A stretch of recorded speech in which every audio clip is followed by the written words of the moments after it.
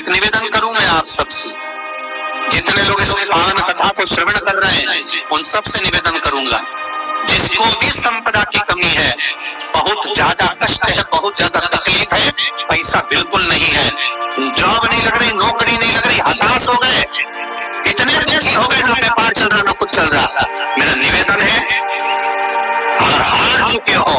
तो आज का ये प्रयोग करना जरूर, और अगली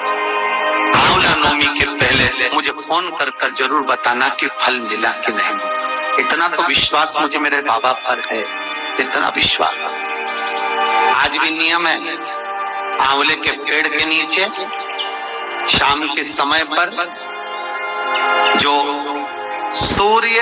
ढलने से लेकर, जब सूर्य ढले, सूर्य ढलने लगे, सूर्य की किरणें कम होने लगे, तब से लेकर रात्रि के 7:30 पौने 8 के बीच में, सूर्य ढलने से 7:30 पौने 8 के बीच में आंवले के पेड़ के नीचे जो एक घी का दिया लगाकर कनक धारा का पाठ कर लेता है। कनक धारा की किताब बाजार में मिलती है, नहीं ला सकते, मोबाइल पे सर्च करो, कनक धारा निकल आएगी। जगत गुरु शंकराचार्य जी ने जिन पाठ को कराया, कुछ श्लोक है उसमें, 8 श्लोक, कुछ श्लोकों का पाठ, पूरा श्लोक नहीं पढ़ सकते, पूरी कनक धारा का पाठ नहीं कर सकते, तो शुरू का एक श्लोक और आखिरी का एक श्लोक पढ़ लीजिए और घी का दिया लगाकर झोली पसार कर प्रणाम कर लीजिए। जिंदगी में कभी लक्ष्मी की कमी नहीं आ सकती, ये केवल अक्षय नवमी के दिन ही होता।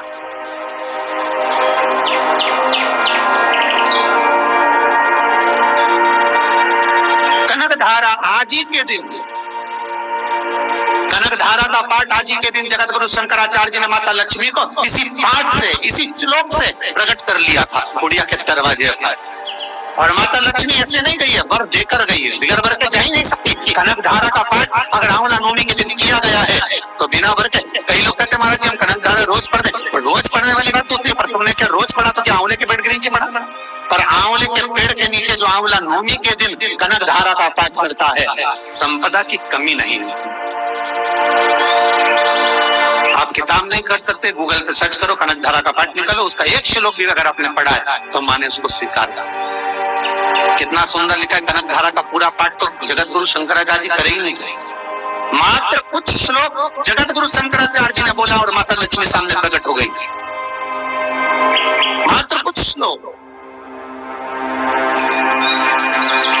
आंवले के वृक्ष के नीचे मात्र जल का सींचन करना, झाड़ू लगाना, बुआरी लगाना, बैठ जाना, दिया लगाना, बाती लगाना, कुंकू लगाना,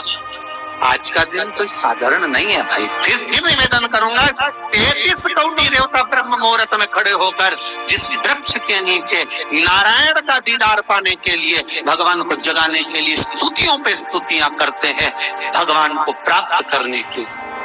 जगत गुरु शंकराचार्य आज ही के दिन कनक धारा का स्त्रोत बोलकर, कनक धारा पाठ को बोलकर लक्ष्मी को ले आते हैं, एक बुढ़िया के घर को निहाल कर दे, साधारण नहीं। अगर आपने आज आंवले के पेड़ के नीचे दिया लगाया है, पूजन करिए, कनक धारा का स्त्रोत का एक श्लोक, एक शब्द भी बोला है, नहीं है कनक धारा तो भगवान शंकर और भगवान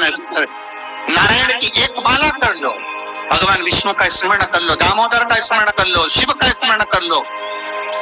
और उससे विनती करो झोली पसार कर कि हम विश्वास रख कर आए। और कथा में सुना है बाबा, घर पूरा खाली पड़ा है, लक्ष्मी नहीं, नौकरी नहीं, सर्विस नहीं, कुछ भी नहीं, जगत से खूब हाथ जोड़ लिए, कहीं धन नहीं, अब तेरे पास। और आखिरी में झोली पसार कर विनती कर कर लेकर जा भरे। अगली आंवला नवमी तक मुझे जरूर बताना रीजी जी हो, जितने लोग कथा सुन रहे हो, और बाबा अगर तुमको दे देना, मेरे को विश्वास है, मेरा ठाकुर जी कमी नहीं लाएगा। पड़वल जी इतना तो विश्वास रखकर कथा है, इतना जब शास्त्र में वेदव्यास जी लिखे हैं तो गलत नहीं लिख सकते मेरे साथ, मेरे साधु, मेरे सन्यासी, मेरे तपस्वी, मेरे साधक उपासक, जब कलयुग का पूरा वृतांत लिख देते कि कलयुग में ये होगा, वो हो रहा है, तो शास्त्रों में कोई चीज गलत नहीं हो सकती। इतना विश्वास रखो इन वाणी पर, संतों की इतना विश्वास रखो इन पुराणों पर, तो विश्वास रखकर कहता हूं, अगर बाबा आपको दे दे तो आप भी प्रयास करना कि एक बार भागवत या शिव महापुराण आप भी अपनी जिंदगी में करा। बस इतना विश्वास है कि इतना देना कि मैं भी करा,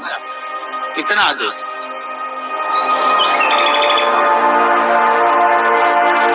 अब बताओ, जगत गुरु शंकराचार्य के त्रेता में थे, द्वापर में थे? नहीं, जगत गुरु शंकराचार्य यही कलयुग में प्रगटे। जगत गुरु शंकराचार्य यही कलयुग में प्रकट होकर उन्होंने जो भक्ति का संचार करा, इस राष्ट्र का जो उत्थान करा, इस भारत की भूमि का संचालन करने के लिए 4 पीठों का निर्माण करा।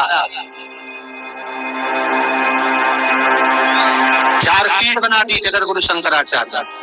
4 पीठ पर विराजमान।